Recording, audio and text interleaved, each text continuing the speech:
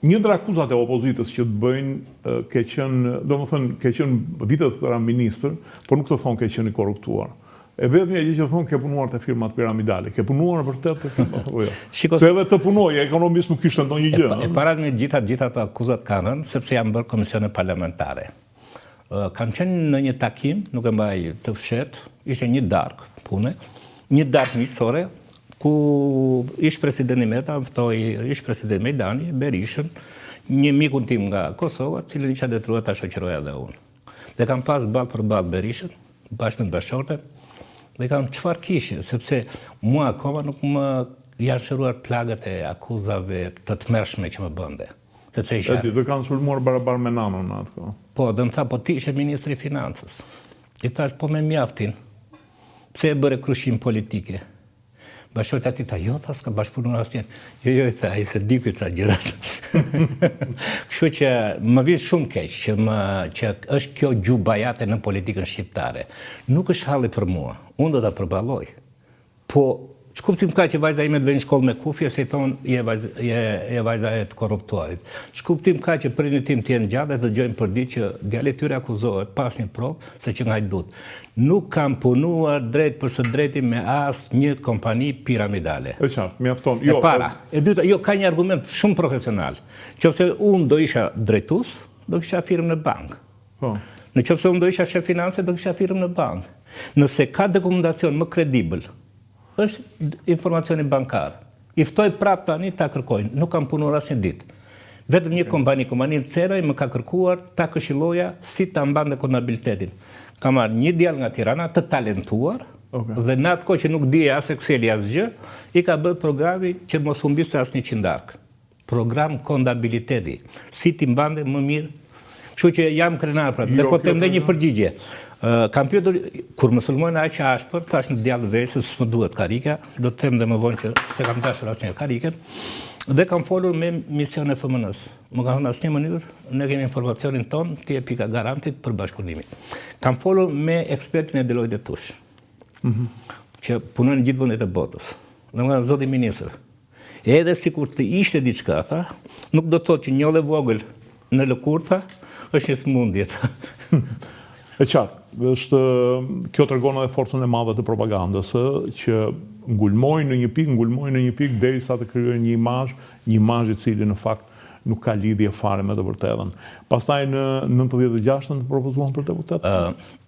Në 96-ën dhe ka qenë një zhvillim i brendshëm në parti, nano si duke i kërkuar në burg që të freskonte Partinë Socialiste, dhe të bëj gati për në pushtet, se duke që ngjasat ishin pas 94-s, jo dini shumë mirë. Unë nuk mburoj të them publikisht që deri në 1994, për reformat e thella ekonomike me kosto të mëdha sociale, Berisha konsideroi haveli i Ballkanit. Pas 2004-s, ku udhëheqësit tonë asnjëherë nuk e pranojnë, dhe kam frikë që më ndodh dhe me Ramën, nuk e pranojnë që do paguash kosto për reformat, ata bazohen më shumë në vlerësimin ndërkombëtarëve, që një pjesë që dinin diplomaci është pragmatiste dhe jo realiste, dhe nuk kuptojnë kur do të dalin nga politika. Dhe ju e dini, në momentin që desh të ndryshonte kushtetutën për ta bërë republikë presidenciale, në 94, pasi dështoi, ishte i bindur, sa ai nuk ishte i bindur që me vlerësimin ndërkombëtar ai do ishte fitues. Po me shqiptarët që u rrit çmimi i bukës dhe gjithçka, ai s'mund të ishte fitues. Po. Dhe pasaj, ti dini veprimin e shikut, veprimin e kontrollat shtetit, veprimin e policisë, cilat bën një reprezalie mbi njerëzit, mbi gjithë njerëzit. Dhe aty pasaj ndodhi kriza e madhe. Në vitin 1996, Nano mori modelin e laburistëve dhe krijoi qeverinë hije. Në këtë kuptim, ne bëm një lidhje jo me emra, por me funksione. Kryetarët e komisioneve të Partisë Socialiste, i financës, i ekonomisë, i shëndetësisë, i arsimit, i bujqësisë dhe tjera, i mbrojtjes të tjera, do të ishin potencialisht ministrat e ardhshëm të qeveria hije që qua. Atëre kam ndier zhgënjimin e parë, se si vllonjat mendova që kur erdha në Vlorë, domethënë socialistët janë gjithmonë vëllezër me njëri tjetrin dhe nuk e kanë me të futur. Kur u prezantua kjo ide e Nanos dhe unë isha kryetari i komisionit, pati reagime që mua kam një mesazh për politikanët e rinj. Patjetër që mësuesit e profesorët tuaj do të jenë mështetësit tuaj më të mirë, por vetëm deri në momentin që nuk arrim në pikën që nxënësit bëhen më të mirë profesorë dhe konkurojnë në pozicionin publike. Atëherë nuk kam dashuri partizane, aty fillojnë intrigat. Dhe dëgjova zëra, po për fat të mirë mbledhjen e drejtonte profesor Servet Pllumbi, cilin unë jam bosh tërë jetën, sepse më ka marrë, më ka promovuar. Dhe më kërkoha fjalën, si Vlonjaba, ne thash drejt që mori, çka kanë me mua, unë s'po e kërkoj. Edhe i them, ai pari që kundërshton dhe nxit të tjerët, më ka pas student. Më ka vënë 3 vite 10. Ai tjetri më ka pas student. Se ishin të ekonomikut, më ka vënë 10. Ai tjetri. Profesor Serveti kisha pas profesor 2 vite në fakultet dhe në komisionet, sepse unë me njërë karrierën time përcaktohet e pjesë akademike dhe pasi mbarova studimin 86, fillova provimin pas universitare. Dhe ju dini, provimin e para pas universitare janë materializmi dialektik, materializmi historik. Dhe kisha garanci profesorin. Dhe thash unë të riqem, propozoni një njëri tjetër. Unë kam pasur profesor në ekonomik. Shumë i mbrojtjen e sistemuar. diplomës, pastaj e bëra me Leon Tjevçuçin. Kjo ka qenë propozimi. Dhe kur vi nga Amerika, më thonë që je propozuar për deputet në 96 në Vlorë, e cila ishte zona ku kishte banesën edhe Zani Caushi, me cilën as njifja, as kam as një ashtu. Bile i hedh poshtë me një ndjesi të keqe edhe akuzat e... Edhe këtë ta pas kanë bërë. Edhe akuzat e ziles së Vlorës.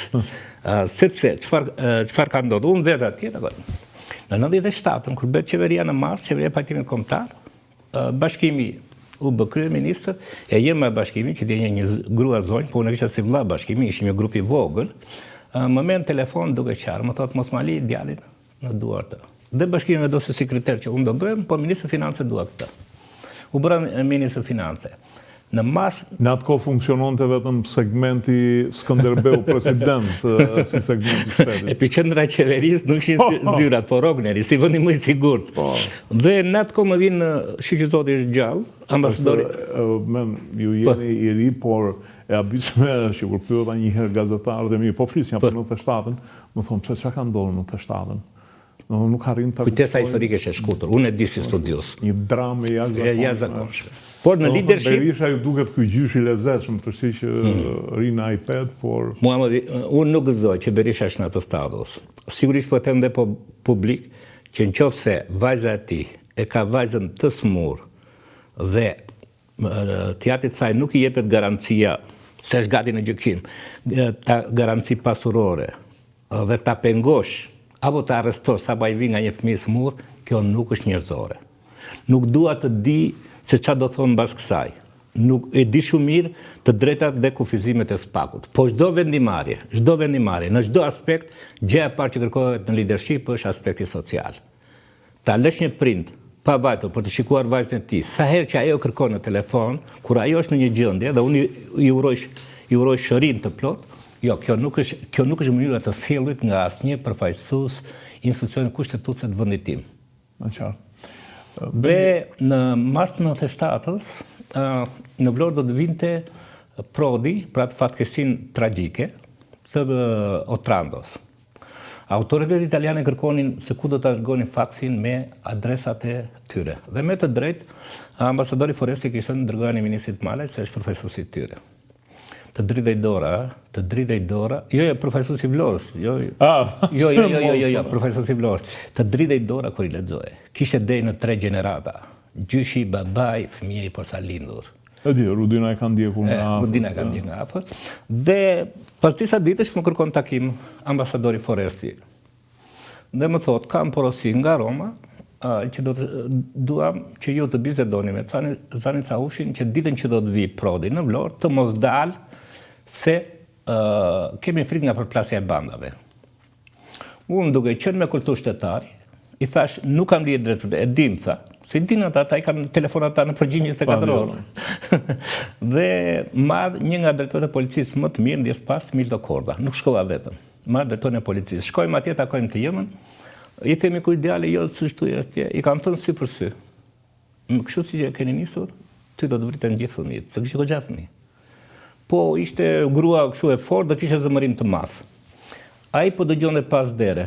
Edhe Milto si duket si polic, i tha thuhet vi brenda. Dhe thash, kam vetëm këtë porosi. Nuk do të dalësh. Dakord. Të një gëzime, këmbora e Vlorës sot, jo, vajti negocioj ai me Zanin që të dilë shoqëron dhe Prodin. Në shetë mërshme, po që rëndësi ka e vërtet a do shkruar, dhe unë po shkruaj. Dhe unë iki për në takimin e Bergjit në Londër.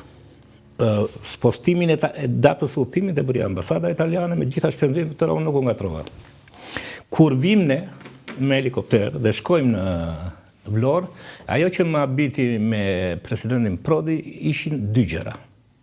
Një gëzim në fytyrën e tij që shikonte kur Shqipëria ishte e përshkruar nga kanale, pas keni shumë ujë, dhe dyta filozofia e tij që ne nuk e ndalin dot emigracionin, por nuk zhvilluam vendin e origjinës nga ta vinë, dhe ishte për kredite buta për fermer shqiptar. Ne zbritëm, bëm një pjesë të rrugës, sa dolëm në rrugën drejt në Bestrov, Zani doli përpara me flamur dhe udhite. Shqetësimi ishte përplasja midis bandës së Zanit edhe të Gaxhait. Dhe kështu që fillova detyrën e Ministrit Financave, ishte e vështirë, por ka një gjë që gjithkush nëse e pranon ta marrë një detyrë, qofse e do vendin e tij, qofse përkushtohet në vendin e tij, qofse bën investime të mira në administratën publike afatgjatë, përmbush çdo detyrë.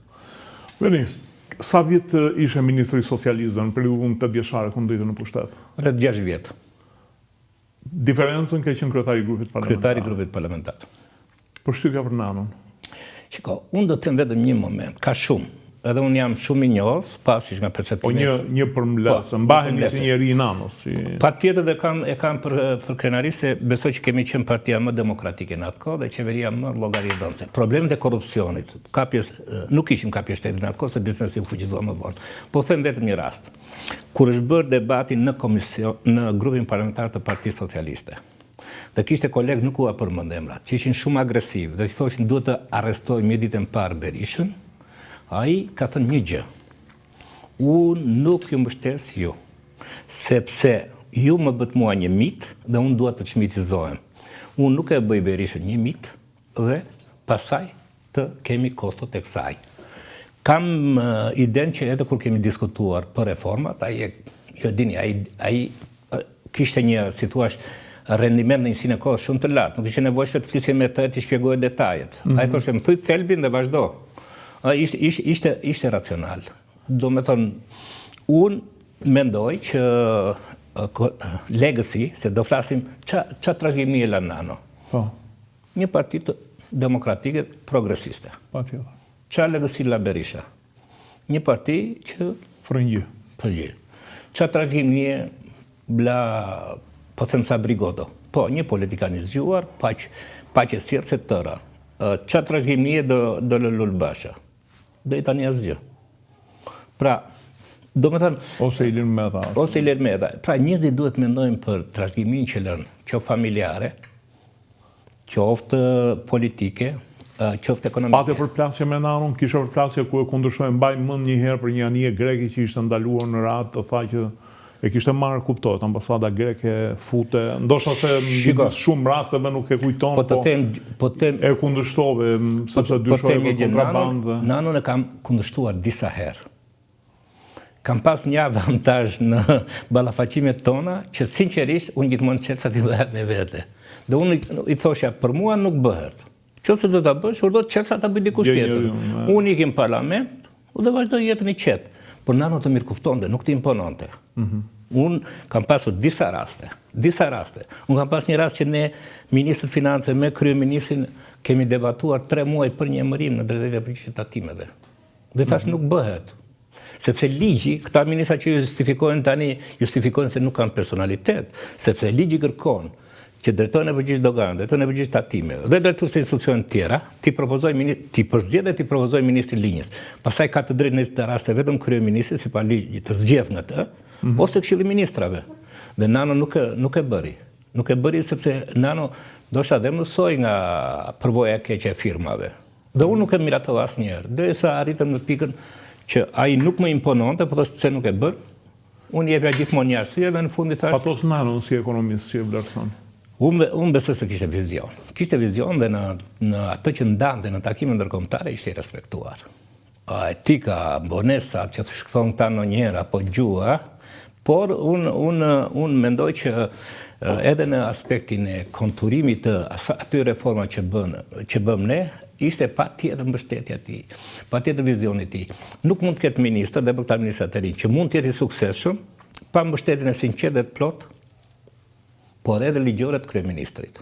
Nëse dikush, një ministër, krijon një konflikt me kryeministrin, gjëja më e mirë është jo të nënshtrohet, t'jap qetësat vazhdoj, do ketë qarkullime prapë.